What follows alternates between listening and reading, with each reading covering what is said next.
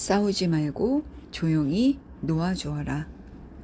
사람들은 전쟁이 일어나 지구가 멸망할 것이며 세상의 종말과 혁명이 다가온다는 기사와 예언을 거의 매일 읽는다. 어떻게 암과 결핵, 환경오염과 맞서 싸울 것인지에 대한 암시가 넘쳐난다. 그러나 마음의 오염에 대해서는 거의 언급되지 않는다. 안에 있는 것은 밖에 있는 것과 같다. 우리는 먼저 내면을 정화해야 한다. 마음속에 있는 무언가와 맞서 싸운다면 그 대상은 몸집을 키우며 부정성에 다시 감염된다.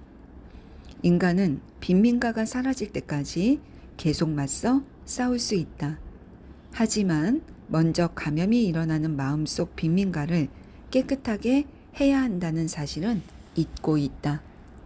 마음을 차분하고 조용하게 한 후 마음을 정화하는 해독제를 생각하면 편안하고 수동적이며 수용적인 정신 상태에서 답이 나온다. 어떤 문제에 대해 흥분하고 동요할 때는 답을 얻지 못한다. 왜냐하면 그런 태도는 역효과를 낳고 심지어는 문제를 악화시킨다는 걸 알고 있기 때문이다. 화가 들끓고 분노로 가득 차 있는 사람들이 아무리 열심히 사회운동을 하고 구호를 외치고 분노와 적대감을 폭발한다고 해도 세상의 문제를 해결하거나 치유할 수 없다. 이러한 감정은 자기 파괴적이며 실패와 실망을 낳는다. 대통령이 나라를 이끌고 과업을 완수하려면 마음을 차분하게 하고 자신을 이끌고 인도하시는 하나님의 지혜와 능력을 생각해야 한다. 회사를 이끌거나 학부모 회의를 주재하는 경우에도 침착하게 내면에 있는 무한한 현존과 교감한다면 자신감과 고요감, 평화의 자질을 전할 수 있을 것이다. 마음이 동요하거나 내면에 다툼이 있다면 잠재의식에 이를 새기고 있으며 부정성을 흡수한다는 것을 기억해야 한다. 마음속으로 결정을 내려라. 해답, 즉 탈출구에 관해 조용히 생각해 보라. 내가 생각한 그대로 된다는 걸 배우고 알며 이해해야 한다. 분명 정신적으로 고군분투하는 무언가의 이미지가 되거나 그와 비슷해지고 싶지는 않을 것이다. 암이 끔찍할 정도로 무섭다고 말한 여성이 있었다. 나는 지금 암이 그녀에게 어떤 영향을 미치고 있냐고 물었다. 그녀는 아니요, 전혀 라고 답했고 나는 그 여성에게 그렇다면 암이라는 생각을 풀어주고 놓아주는 게 어떻겠냐고 제안했다.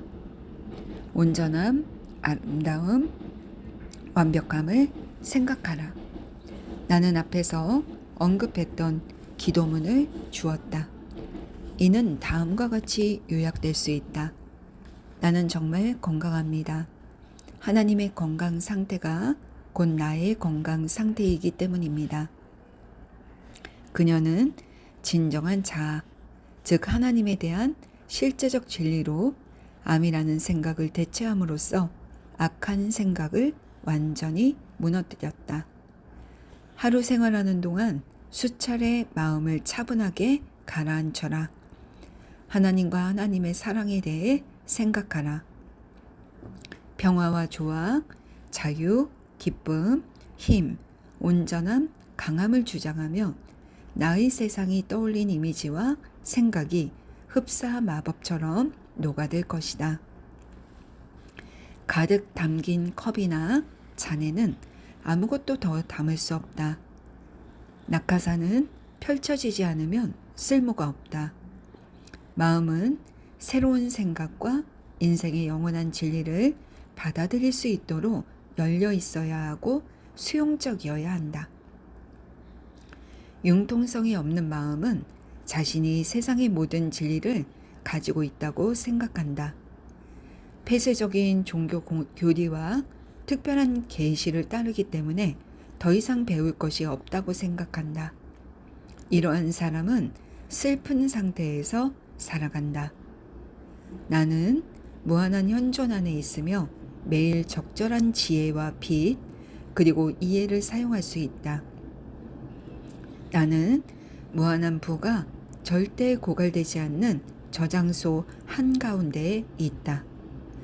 영원함 속에서는 무한자의 영광과 지혜를 절대로 소진할 수 없다. 수백만 년 전 신들은 올림푸스 산에서 영적인 회의를 하기 위해 비밀스럽게 모였다. 모임 목적은 평범한 보통 사람들에게 진리를 맡겨야 하는지에 대한 결정을 내리기 위함이었다. 진리를 맡기면 신과 같은 삶을 살도록 격려하고 자극을 줄 수 있을 터였다. 위험 있는 결정이 내려졌다. 신들은 진리의 보석을 인간에게 주라고 명했다. 나이 어린 신이 자기를 지구로 보내달라고 간청했다. 허락을 받은 그는 비할 데 없는 기회를 얻어 기쁨에 휩싸였다. 하지만 막당에 닿으려던 찰나 그가 굴러떨어지면서 진리의 보석은 땅으로 내동댕이 쳐져 수천 개의 입자로 흩어졌다. 올림포스 산의 신들은 이 말을 듣고서 심기가 불편해졌다. 어린 신은 당황했고 실망했다.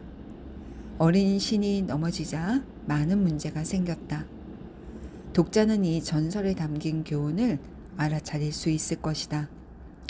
그 후로 계속 사람들은 보석 입자를 발견하고 자기만 진리를 발견했다며 자만에 빠진다. 하나님은 진리이시고 전 세계 모든 이들 안에 거하신다. 세상에는 단 하나의 진리, 법칙, 생명, 물질, 그리고 우리 모두의 아버지가 계신다.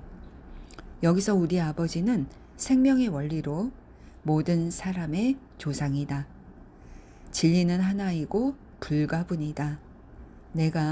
나는 I am 이라고 말할 때 나는 내 안에 계신 하나님의 현존과 권능을 알리는 것이다.